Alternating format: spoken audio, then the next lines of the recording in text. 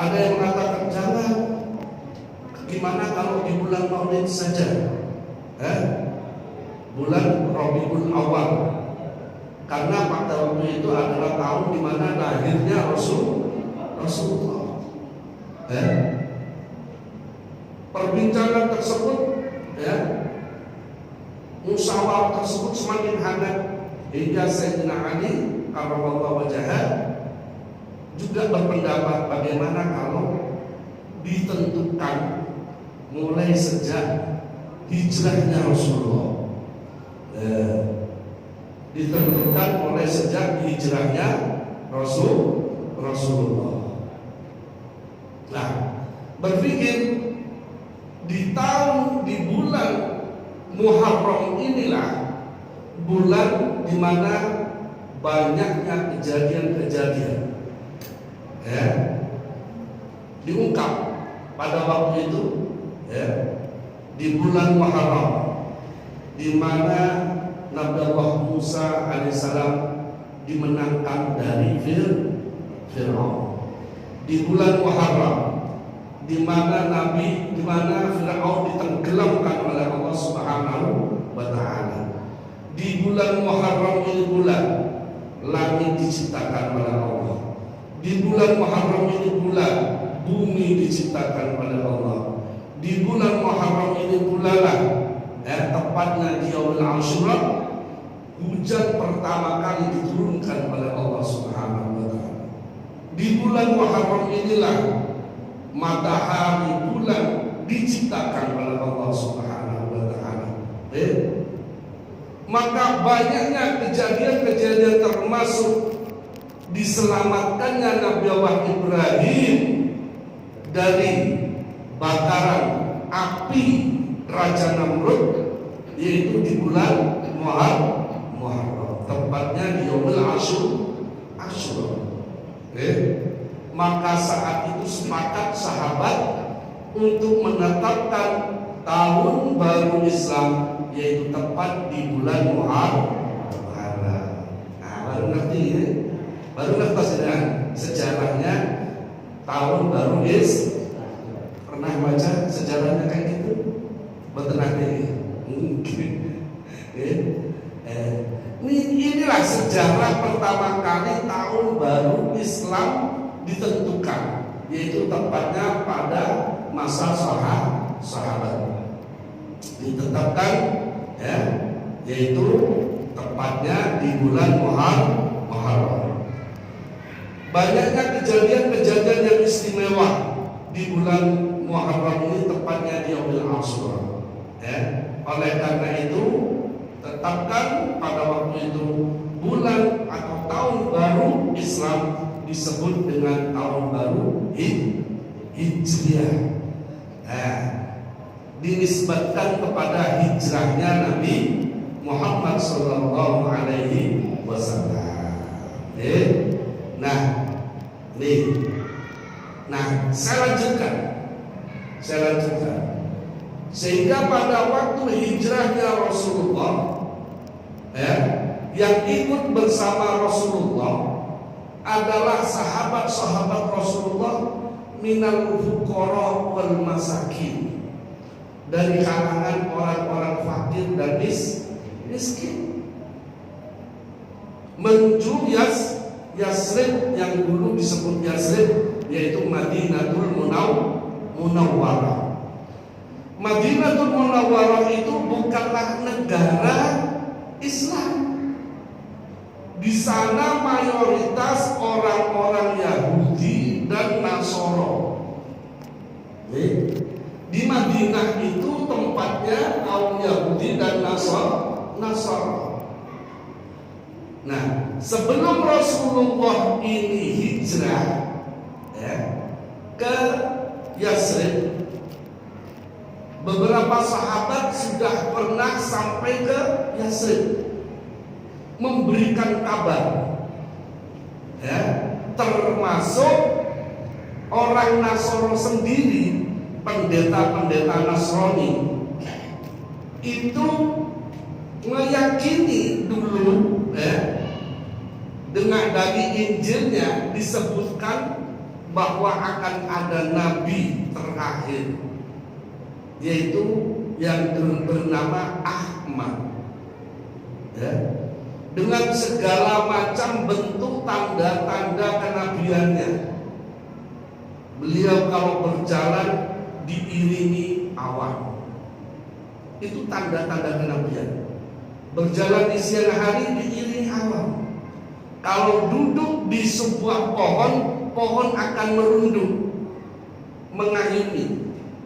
Itu tanda-tanda kenabian. Kalau berjalan di satu padang pasir, debu-debu, bebatuan, semuanya mengucapkan salam.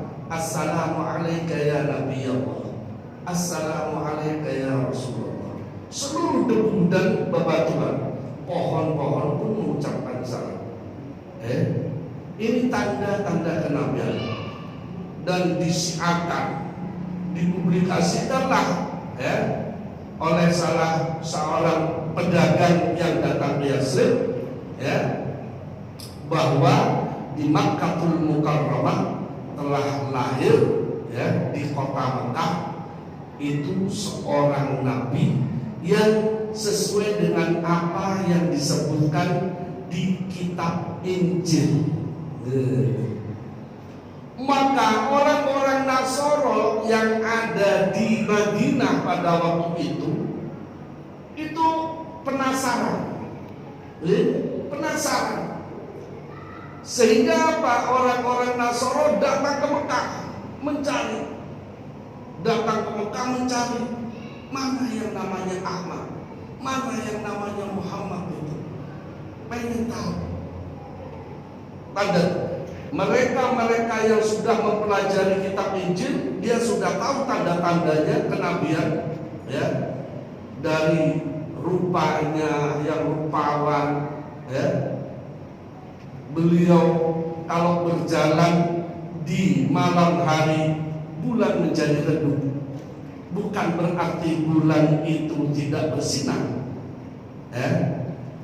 Ibarat lampu ini, Bapak Ibu sekalian, lampu ini akan kelihatan terang manakala tidak ada lampu yang lebih terang lagi melainkan ini. Coba kalau kita lihat lampu ini ditaruh di luar di siang hari, kira-kira menjadi terang nggak lampu ini? Nggak kelihatan. Karena apa? Karena sinar matahari lebih terang. Begitulah Rasulullah kalau berjalan di malam hari, sinar tubuh beliau, bukan hanya wajah, sinar tubuh beliau itu membawa sinarnya bulan redup, gak kelihatan.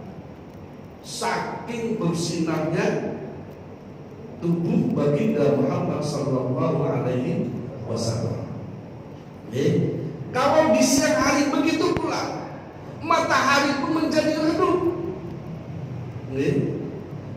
Makanya beliau dikatakan anta syamsun, anta badrun, anta nurun fawqa nur.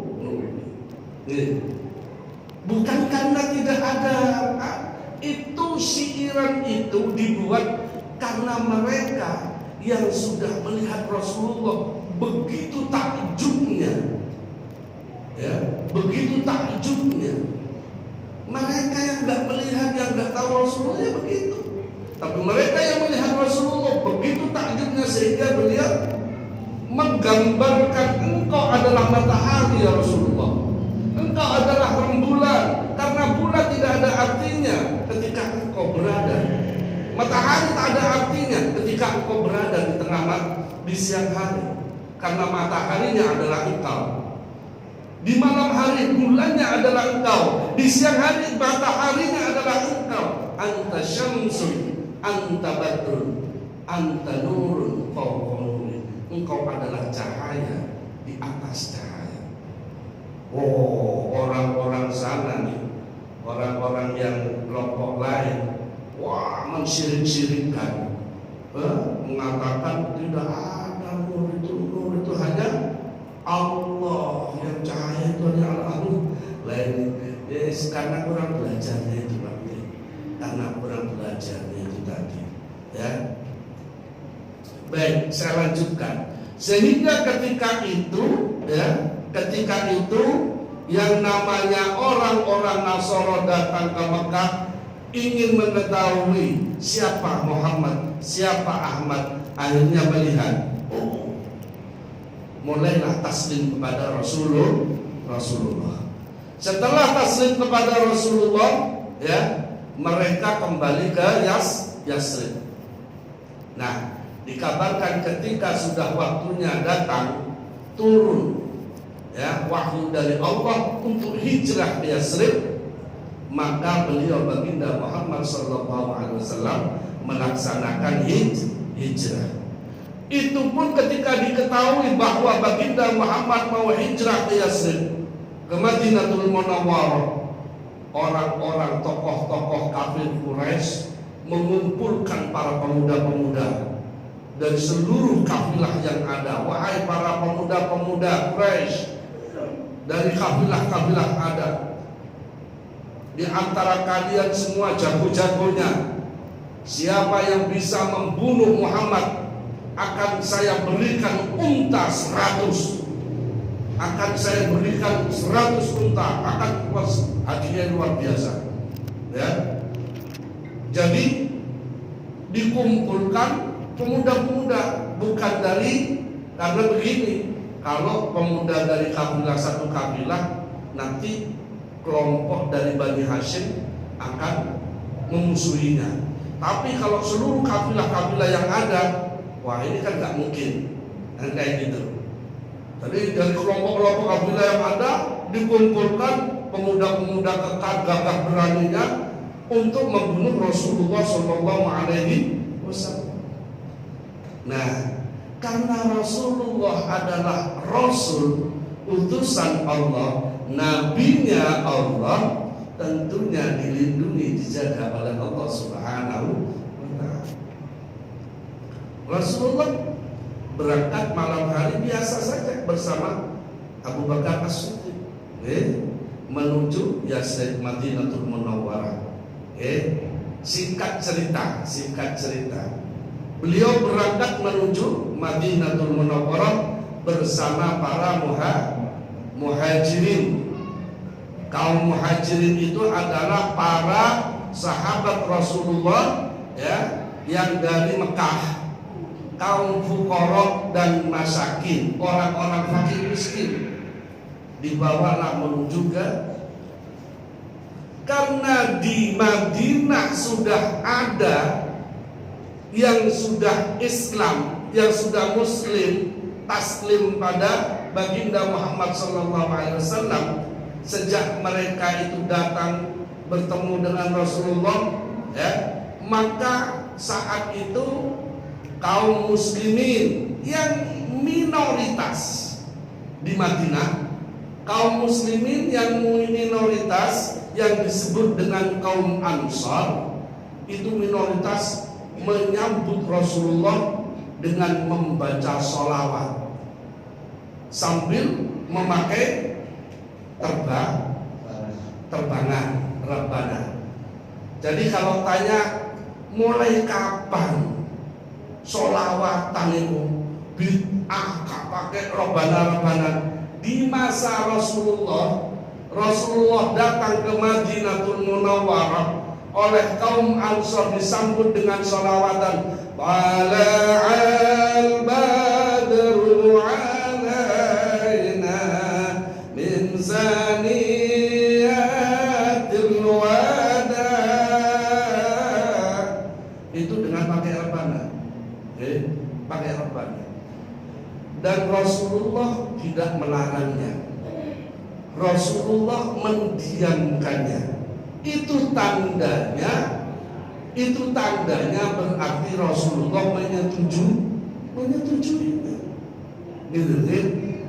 Apapun yang dilakukan oleh sahabat yang diketahui oleh Rasulullah dan Rasulullah mendiamkannya, itu disebut dengan takrir.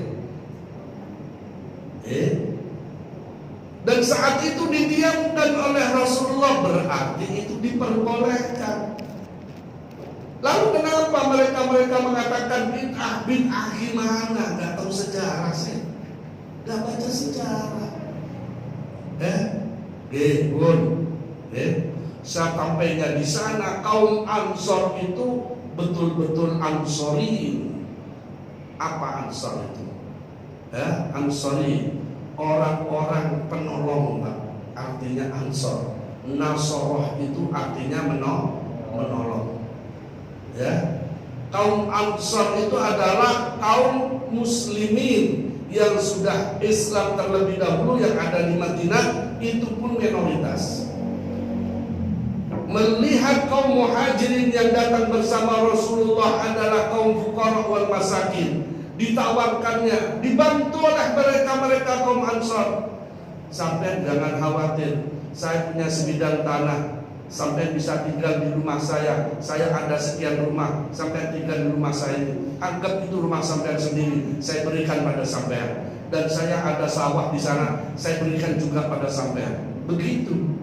Sampai kenapa sendirian? Sampai sendirian apa dengan istri? Saya sendirian. Kalau sendirian, mau gak kalau saya berikan adik saya untuk dinikahi dengan kamu? Oh, coba. Saking bantunya kayak gitu, Pak. Orang kaum Ansor itu sudah memberi tempatnya, rumahnya, memberikan sawahnya bagi kaum muhajirin yang hijrah tidak bersama keluarga, hanya sendirian, ditawarkan istri. Kalau mau adik saya koper istri, ya mau saja, ada gitu ya. Udah dapat istri, dapat rumah, dapat sawah. Hampir seluruh muhajirin semuanya begitu, Pak. Dibantu begitu oleh kaum Ansor. Makanya Rasulullah itu sangat sayang pada kaum Ansor, karena betul-betul sangat membantu, ikhlas karena Allah. Makanya ketika Rasulullah setelah Fathul Mekah, Rasulullah kembali ke Madinah. Matinya, wafatnya pun di Madinah, dan maunya dimakamkan juga di Madinah. Karena apa? Karena saking sayangnya pada kaum Ansor. Jenengan kalau ke Arab Saudi, nanti kalau pergi, yang sudah pergi haji, jenengan rasakan sendiri kehidupan di Mekah dengan kehidupan di Madinah, lebih tentram mana? Madinah.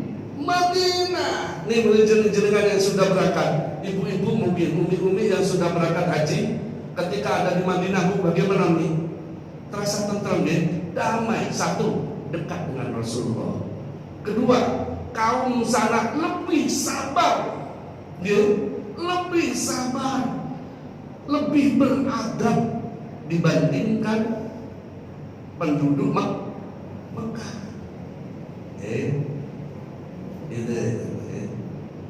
Ini ketika itulah, ketika itu sudah, karena banyaknya muhajirin, kaum muhajirin yang dibantu oleh kaum Ansor mendapatkan tempat sawah, tersiarlah kabar tersebut ke Mekah.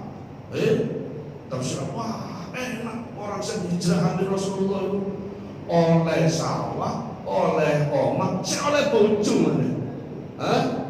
Akhirnya banyak dari orang-orang Mekah yang juga ingin taslim muslim berangkat menuju Madinah. Nah, di sanalah turun Rasulullah bersabda, innama a'malu binniyat. Jadi innama a'malu binniyat itu Rasulullah ucapkan ketika ada di Madinah, ketika sudah hijrah. Innama a'malu binniyat wa innama likumri'in ma nawa, faman kana hijratuhu ila Allah wa rasulih fa hijratuhu ila Allah wa rasulih, wa man kana hijratuhu ila dunya yusibuha, wa man kana hijratuhu limra'atin yankihuha fa hijratuhu ila ma hajara ilaih. Nah, ini hadis Rasulullah sahih. Artinya bagaimana? Segala sesuatu itu tergantung niatnya. Kalau niatnya, maksudnya Rasulullah, kalau niat hijrahnya ke Madinah karena Allah dan Rasulnya, maka dia akan mendapatkan pahala, mendapatkan kasih sayang, mendapatkan respon dari Allah dan Rasulnya. Tapi bagi mereka yang hijrah karena dunia, dia kan hanya mendapatkan dunia saja. Ya. Bagi mereka yang hijrahnya karena pengen nikah, ya, karena tersebar syiar, wah orang muhajirin enak, wis oleh oma, oleh sawah, oleh wong bojo Madinah Madinah. Akhirnya banyak bondo-bondo. Berarti kalau niatnya hijrah ke Madinah karena pengen nikah, karena pengen perempuan, maka dia hanya dapat perempuan. Tapi kalau dia hijrahnya karena Allah dan Rasulnya, maka dia akan dapat kesemuanya. Ini itu asbabun nuzul namanya. Asbabul wurud, sebab datangnya hadis tersebut, latar belakang sejarah Rasulullah bersabda seperti itu. Supaya jenengan paham. Jadi hadis-hadis itu ada sejarahnya sendiri-sendiri, Bapak Ibu sekalian. Enggak asal-asalan hadis ini Rasulullah ngomong ini tahun, mesti ada sebabnya gitu ya. Nah, ini gak belajar asbabul wurud. Kalau Al-Quran